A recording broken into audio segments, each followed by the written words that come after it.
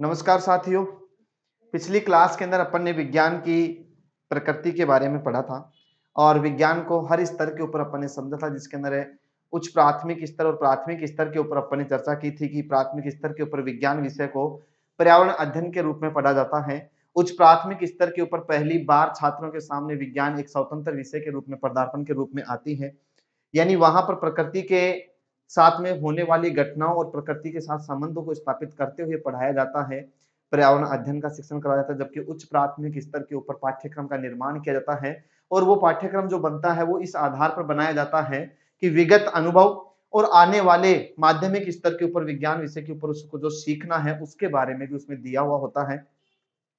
अब अपन आज की इस क्लास के अंदर चर्चा करने वाले हैं कि विज्ञान जो है उसका माध्यमिक स्तर के ऊपर किस प्रकार से उसकी प्रकृति और किस प्रकार से उसका महत्व होता है, उसके बारे में अपन चर्चा करने वाले हैं। तो सबसे पहले आता है माध्यमिक स्तर पर विज्ञान को समझना, जो कि अपना लास्ट रहेगा क्योंकि अपन ने प्राथमिक और उच्च प्राथमिक के बारे में पहले पढ़ भी चुके हैं। माध्यमिक स्तर के ऊपर विज्ञान को समझने के लिए सबसे पहले आता है कि पाठ्यक्रम में जोड़े गए सिद्धांत, अवधारणाएं आदि को सीखने पर क्या दिया जाता है, बल दिया जाता है, न कि रटने की प्रवृत्ति के ऊपर। दोस्तों यहाँ पर रटने की प्रवृत्ति के ऊपर तो ना तो प्राथमिक स्तर के ऊपर बात करता है, ना उच्च प्राथमिक के ऊपर और ना ही माध्यमिक स्तर के ऊपर। बट यहाँ पर यह है कि जो भी सिद्धांत और अवधारणाएं होती हैं उनको सिखाने की कोशिश की जाती है और इस स्तर के ऊपर पाठ्यक्रम में सिद्धांत और अवधारणाओं को जोड़ा जाता है। जबकि प्राथमिक और उच्च प्राथमिक यानी उच्च प्राथमिक के ऊपर अपन ने बात की थी कि वहां पर क्रियाकलाप सबसे ज्यादा जोड़े जाते हैं, यानी छात्र को क्रियाकलापों के माध्यम से सर्वाधिक सीखने के ऊपर बल दिया जाता है। इस स्तर पर पाठ्यचर्या का बोझ कम करना चाहिए, यानी कि इस स्तर के ऊपर पाठ्यचर्या का बोझ कम करने का मतलब यह है क्योंकि यहाँ पर अलग अलग विषयों का पूरा अपना एक पाठ्यक्रम बन जाता है, इसलिए यहाँ इस स्तर के ऊपर छात्र के ऊपर बहुत अधिक मानसिक दबाव पड़ने की संभावनाएं रहती है। इसलिए पाठ्यचर्या जो होती है उस पाठ्यचर्या का बोझ क्या कर देना चाहिए, यहाँ पर कम कर देना चाहिए। फिर उसके बाद में आगे देखते हैं अपन अगले पॉइंट की तरफ कि इस स्तर पर जोड़े गए सिद्धांत अनुभव जगत से जुड़े हुए होने चाहिए। अनुभव जगत से जुड़े हुए मतलब यहाँ आपने देखा होगा कि 9th और 10th स्टैंडर्ड के ऊपर आपने कार्य, ऊर्जा, बल, गति अगर आपने पढ़ा है तो वहां पर उस बल के अंदर जैसे मान लीजिए कि अनुभव जगत से गुरुत्वाकर्षण बल के बारे में बताया जाता है, घर्षण बल के बारे में बताया जाता है, पेशीय बल के बारे में बताया जाता है। यानी इसके अंदर यह भी बताया जाएगा कि ऊर्जा जो होता है, ऊर्जा का रूप स्वरूप क्या होता है, किस प्रकार से उसको एक रूप से दूसरे रूप में रूपांतरित किया जा सकता है। यानी यहाँ पर अनुभव जगत से, अनुभव जगत का मतलब कि बालक ने पहले पिछली कक्षाओं के अंदर जो कुछ सीखा है उस सीखे गए ज्ञान का उपयोग आगे आने वाले सिद्धांतों के अंदर किया जाता है। क्योंकि यहाँ गुरुत्वाकर्षण बल को अगर स्थापित किया जाता है तो पहले अपन ने ये देखा था कि प्रत्येक वस्तु को अपन ऊपर की तरफ उछालते हैं तो प्रत्येक वस्तु नीचे की तरफ आ रही थी, लेकिन वहां पर अपन ने केवल ये कहा था कि पृथ्वी का आकर्षण बल कार्य करता है। यहाँ अपन माध्यमिक स्तर के ऊपर आएंगे तो उसके अंदर ये निश्चित कर लेंगे कि वो पृथ्वी का आकर्षण बल गुरुत्वाकर्षण बल कहलाता है। किस प्रकार से गुरुत्वीय त्वरण उत्पन्न होता है, गुरुत्वीय त्वरण का मान कितना होता है, किसने दिया था, पृथ्वी के ध्रुवों पर गुरुत्वाकर्षण बल का मान कितना होता है, ये तमाम बातें पिछले अनुभव से जोड़ते हुए आगे छात्रों को सिखाया जाता है। ऐसा इस स्तर के ऊपर पाठ्यक्रम में क्या किया जाता है, जोड़ा जाता है। फिर उसके बाद में सैद्धांतिक अवधारणाओं को जानने व उनकी सत्यता की जांच करने के लिए मात्रात्मक मापन किया जाता है। यानी यहां पर अपन ये कह रहे हैं कि सैद्धांतिक अवधारणाओं को जानने के लिए, सैद्धांतिक अवधारणाओं को जानने के लिए कि जो भी जैसे मान लीजिए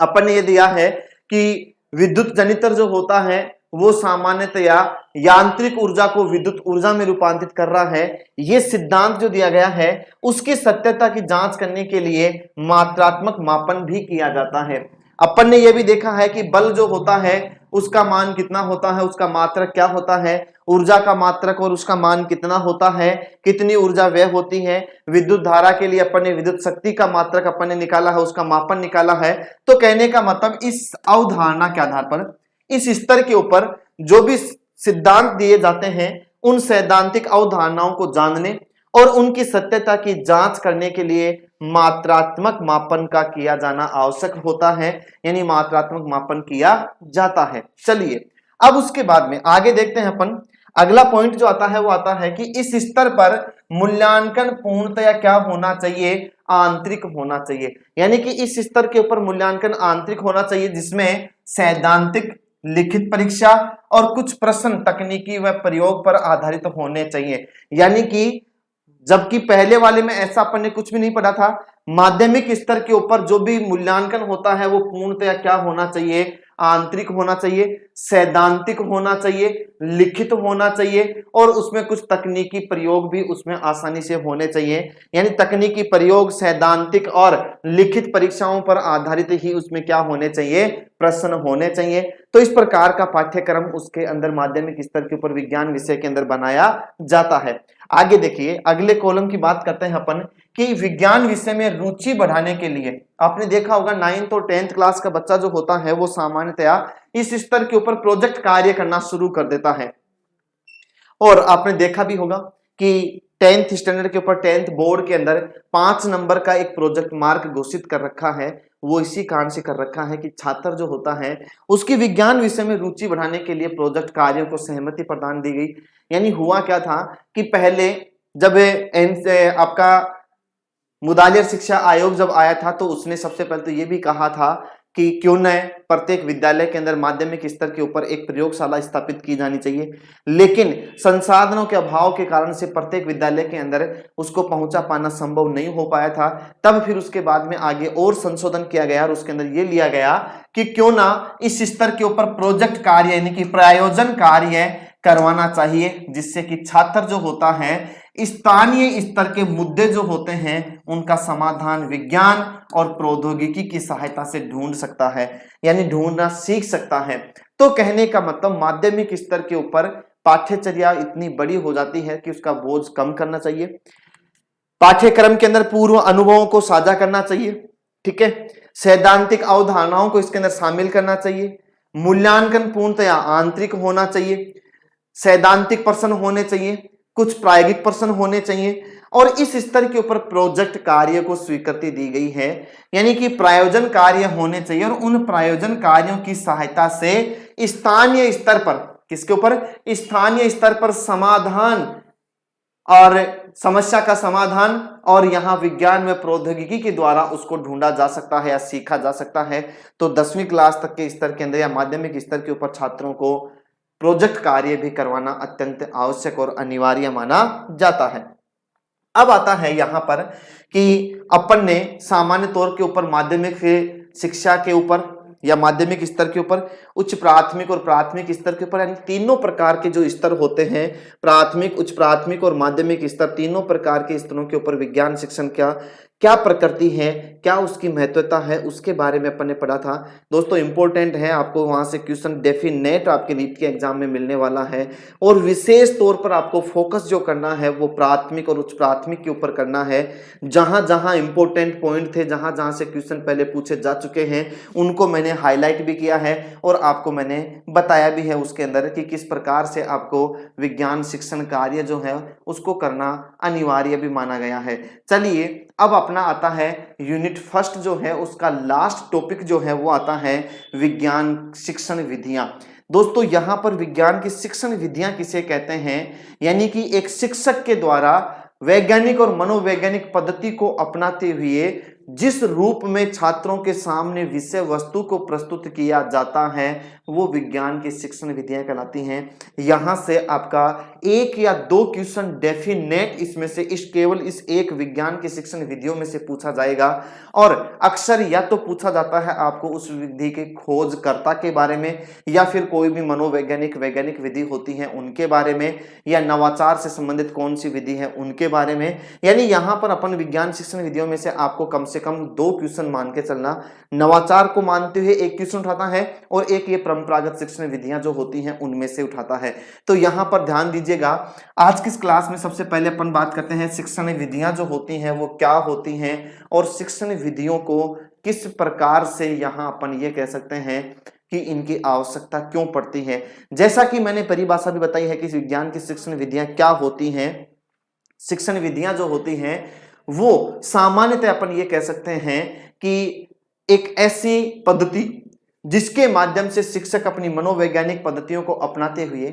छात्रों के सामने विषय वस्तु को प्रस्तुत कर रहा है वो वैज्ञानिक शिक्षण विधि कहलाती हैं या शिक्षण विधियां कहलाती हैं। जैसा कि मैं आपको पढ़ा रहा हूं तो मेरे खुद के मैंने वैज्ञानिक दृष्टिकोण से आपके सामने स्लाइड के माध्यम से इसकी व्याख्या तौर के ऊपर मैंने आपको पढ़ाना शुरू किया है, इसका मतलब वो मेरी शिक्षण विधि कहलाएगी। तो यहाँ पर ध्यान दीजिएगा कि सबसे पहली शिक्षण विधि अपन यहाँ पर लेते हैं क्या, कि क्या होती है इसकी परिभाषा। तो यहाँ पर ध्यान दीजिएगा, सबसे पहले तो अपन लिख रहे हैं क्या, कि इसकी मुख्यतया परिभाषा क्या होनी चाहिए। एक शिक्षक द्वारा छात्रों को मनोवैज्ञानिक प्रवृत्ति के आधार पर विषय वस्तु को जिन पद्धतियों की सहायता से प्रस्तुत करता है उसे शिक्षण विधि कहा जाता है। और ये बात मैंने आपको अभी परिभाषा के अंदर बताई भी है कि क्या होता है कि एक शिक्षक जो होता है उस शिक्षक के द्वारा, यहां पर ये कह सकते हैं कि कोई भी एक शिक्षक जो होता है उस शिक्षक के द्वारा मनोवैज्ञानिक पद्धति के आधार पर, किसके आधार पर, मनोवैज्ञानिक पद्धति के ऊपर आधारित है। यानी एक शिक्षक द्वारा मनोवैज्ञानिक पद्धति के द्वारा यहां विषय वस्तु को प्रस्तुत करना, क्या करना, विषय वस्तु को प्रस्तुत करने की जो प्रक्रिया होती है वो क्या कहलाती है आपका, तो अपन ये कह सकते हैं विषय वस्तु को प्रस्तुत करने की जो पद्धति होती है वो ही शिक्षण विधि कहलाती है। अब बात ये आती है कि एक शिक्षक को शिक्षण विधियों की आवश्यकता क्यों पड़ती है उसके बारे में अपन चर्चा करते हैं। तो विज्ञान शिक्षण के अंदर शिक्षण विधियों की आवश्यकता क्यों पड़ती है, तो उसके लिए अपन ये कह सकते हैं कि पहली बात तो ये आती है कि कक्ष में उपस्थित सभी छात्र छात्राओं की मानसिक स्थिति भिन्न भिन्न होती है, अतः प्रत्येक छात्र तक विषय वस्तु को पहुंचाने के लिए शिक्षण विधियों की आवश्यकता पड़ती है। मान लीजिए कि एक कक्षा के अंदर 50 छात्र बैठे हुए हैं, सभी 50 विद्यार्थियों का मानसिक औसत जो होता है वो एक समान नहीं होता है, और जब उनका सभी का 50 का एक मानसिक औसत एक समान नहीं होने के कारण से, यानी मानसिक क्षमताएं अलग अलग होने के कारण से, जैसे मान लीजिए कि आप ऐप के माध्यम से जितने भी छात्र जुड़े हुए हैं तो उनकी सभी की सोचने विचारने की क्षमता जो होती है वो अलग अलग होती है। इसलिए एक शिक्षक जो होता है अपनी विषय वस्तु को प्रत्येक छात्र तक पहुंचाने के लिए शिक्षण विधियों का उपयोग करता है। इसलिए शिक्षण विधियों की आवश्यकता पड़ी ताकि प्रत्येक छात्र उस विषय वस्तु के बारे में सीख सके।